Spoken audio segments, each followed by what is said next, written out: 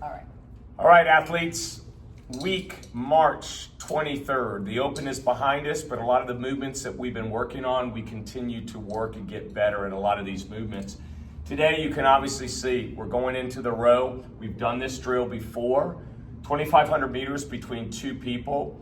Your job is to decide how often you're gonna get on and off that row, right? How far you're gonna go. That's gonna be our warm-up. In our Monday circuit, as we call it, there are going to be 3 movements. We've been working on that side rotational chop with the bands. We're trying to progress you guys into a half kneel. We started standing, we've progressed some of you into the half kneel. You're gonna chop obviously 10 times one way, turn, if you will, the other way, and then chop the other way. This is really trying to get us to start jumping. So it's really what we're trying to do there. And we're trying to do it in such a way that, Ed, can they hold on? They can, but we're looking at heights that might even be a 10-pound plate. Just jumping to that height. Let's step off today. Jump up, let's step off. If the 10-pound plate is too much, we use the ring straps for the athlete to hold on to for support, and then they can jump on the 10-pound plate. But even if they are afraid to do that, we're gonna figure out a way to get everybody jumping today. Ideally, I wouldn't worry. Some of our athletes we know are pretty good jumpers. The height that I was looking for is anywhere between 1 inch and up to 12 inches. So this isn't a 20 or 24 inch box jump that we're working on with them. And then the odd object, I would like to define odd object today as a D-ball, a dead ball, a sandbag, as opposed to some dumbbells. Sometimes a medicine ball if they don't. A medicine ball would be absolutely great with that. The way this EMOM works, there's really not a transition on this. So ideally, if Sam and I are partners, it's a heavy farmer carry. Sam's gonna stay at the starting line with a wall ball. I'm gonna take off 25 feet down. I'm gonna come back to Sam. The minute I get to Sam, Sam is gonna hold that wall ball. That's part of the drill in that front rack position. We wanna get better at that for wall balls. Sam's gonna knock out 5 reps. I'm just gonna turn around and keep farmer walking. I'll go back, I'll come back to Sam. Sam again is gonna knock out 5 reps. I take off. I'll do that for a minute. I understand there'll be a bit of transition. When that clock ticks to the top of the minute, Sam is now gonna be farmer carrying. I'm gonna be sitting at the starting line with the wall ball. She'll go down and back, I'll squat 5 times. On our Wednesday, you wanna take it? The warm-up? Yeah. Yeah. Take a warm-up. I mean, it's very simple. We're individual with a PVC pipe. So 30 seconds on, 30 seconds off. We're gonna whiz through this twice. The first one is hips, toes, hips overhead. The PVC pipe would be laying beside them. The second one, for the first 15 seconds, they're gonna hang power clean the PVC pipe. For the second 15 seconds, they're gonna push press or push jerk the PVC pipe. And for the last one, we're hinge deadlifting. We're trying to keep the shins vertical and the rear end going back. And then we'll go back through that one more time. Having said that, Roman numeral 1, or our first movement on our Wednesday, as you guys know, is normally a squat. Over the last couple of weeks, Sam and I have been trying to work on people's technique to get to the ground in a burpee and get up. We recognize that a lot of our athletes, it's a challenge just to get to the ground and get up. We recognize that. A lot of our other athletes we know have gotten into a routine of how they get down to the ground and how they get up. We've been working on trying to get both hands to the ground, being able to kick their feet back, kick their feet forward, and stand up. That's what we've been progressing to for a couple of months. Now, this technique that we're looking at is going to be new to all of our athletes. We're looking for 2 dumbbells, if you will, that can go down to the ground. I kick my feet back. I now kick my feet forward. Sorry, keep going. And I'm gonna go all the way down into a squat and press those dumbbells overhead. That's the movement. For a lot of us, it probably sounds complicated over this video. We're gonna actually bring the floor up, right? So we'll put some boxes. So those of you that just can't get to the ground comfortably and pop your feet forward, we'll put some boxes, a 12, an 18, a 20. We'll have a rubber mat on the box so that when your dumbbells are laying there, we'll try to get you to kick back. You'll go down into that push-up position. We'll try to get you to kick forward, back to that start, squat, and press overhead. It may look like a plank burpee. Yeah, that's a great way to Because if describe they're it. so weak that they can't get on the ground, they're not going to do a push-up off the box. So it's probably going to look like a dumbbell-supported plank burpee and then a squat clean. Yeah, absolutely. The next movement we're working on from the hang, power clean, and then on that last one, the way Sam has written it is, we're going to clean 4 times, 3 and 4 and 5.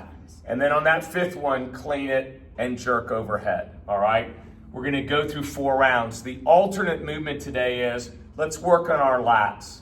So bands will come down from the rig, wider grip, elbows straight, pull down. Very different than your triceps, trying to build those lats. Real quick, two notes. That's what the asterisks were for. Back up on the Devil's Press cluster. It just says cluster on the programming sheet. It was a miss. There's a mention of the Devil's Press. The RX of this would be somebody can go down into the full Devil's Press, and when they stand up, they swing the dumbbells into the full squat clean thruster. So there's kind of a mistype on the programming sheet. And with this one, the programming sheet says 4 hang power cleans and then 1 hang power clean and jerk. So we just wrote it differently so it makes a little more sense. On the last piece today, to some of our coaches that are looking at this and some of the athletes that don't train with us, this past Wednesday, we did deadlifts that had a 12-9-6-3. We've been doing a lot of unbroken, higher rep deadlifts. And a lot of our athletes today, when they got to their 3s, recognized that we haven't been doing as much heavier deadlift loads like we started, if you will, a lot of times in January. All this is today is 4 rounds, 3 reps. We're trying to increase load as we work through the deadlifts. There is no alternate movement. And then Friday the 27th, Sam's gonna take that. Yeah, so your row on Monday and the warm-up on Friday, you know, if you are following the programming from another gym, a la carte is not gonna keep you safe for Murph. And that's where, you know, this program is building toward Memorial Day, where we'll, in teams of 2, try to do the best version we can of a Murph. And so I just make that note because it's easy to want to cocktail stuff, but then you get to the competition day and your athletes aren't ready, and then you got rhabdo. So this is important. Lean into it. We've been doing this quite a few times. Have your athletes set up for whatever their progression is going to be. All the push-ups are going to be on the ground. So yes, they could use bands if they are used to using bands.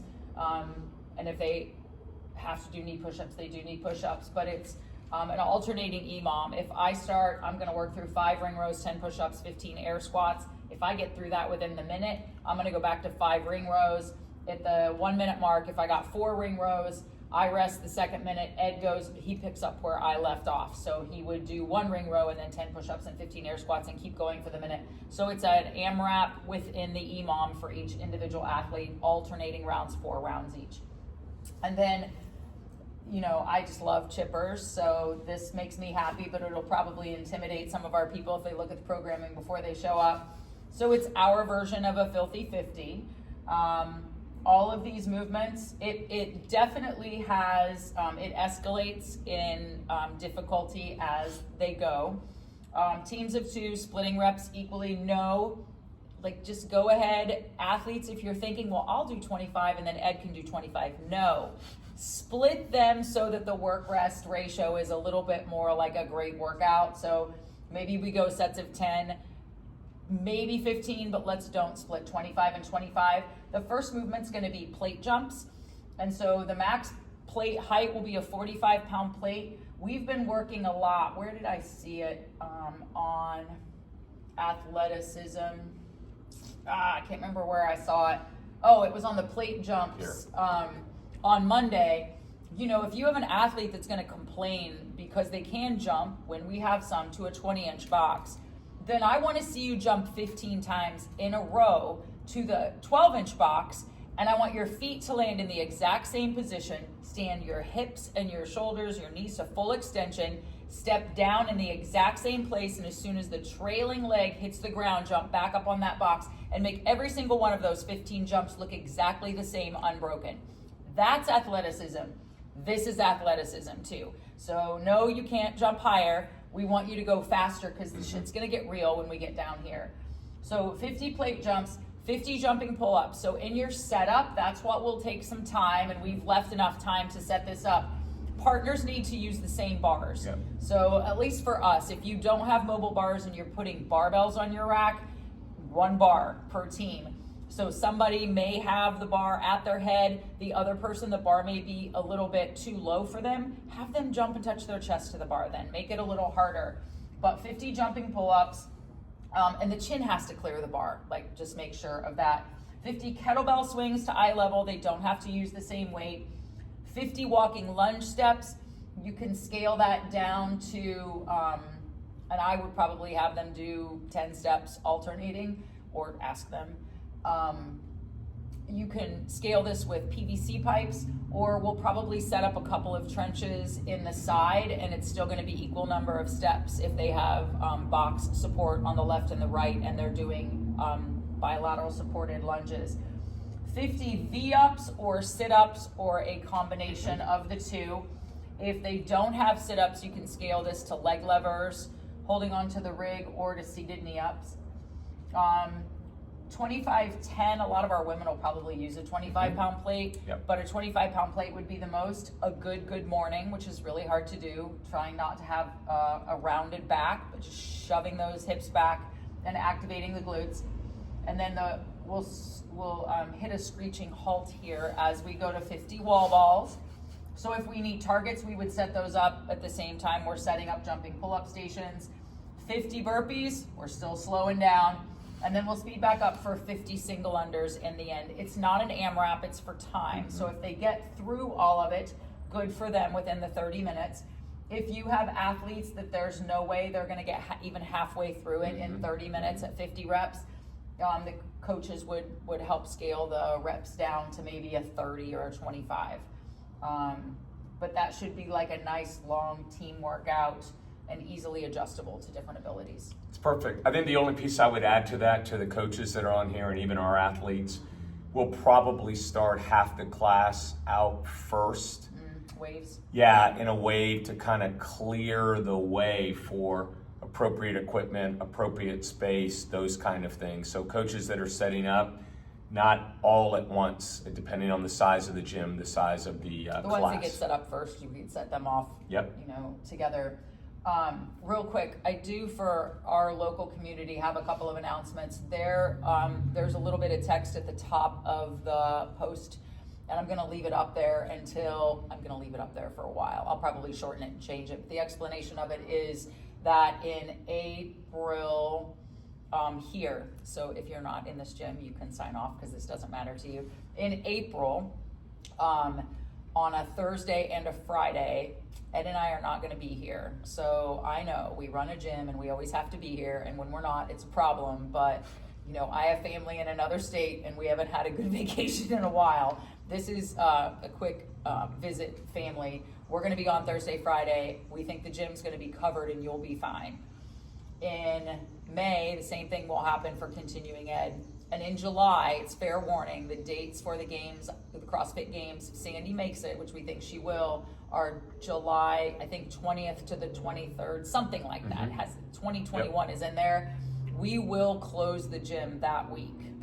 We do not have another option. We are not gonna burden, our coaches are great, and there's no way we would burden them with the full operations of this gym for 5 days. So we will do what we've always done, send a note out and ask if we will prorate your membership for that week, and push out some home programming, maybe loan out some equipment, so that you can still train at home and be active. But that's coming up, so this is your warning. We'll put it in the newsletter, we'll announce it in the class, and somebody's still not gonna remember. Last warning, it's starting to get hot. Oh yeah. So you better switch out your winter clothes.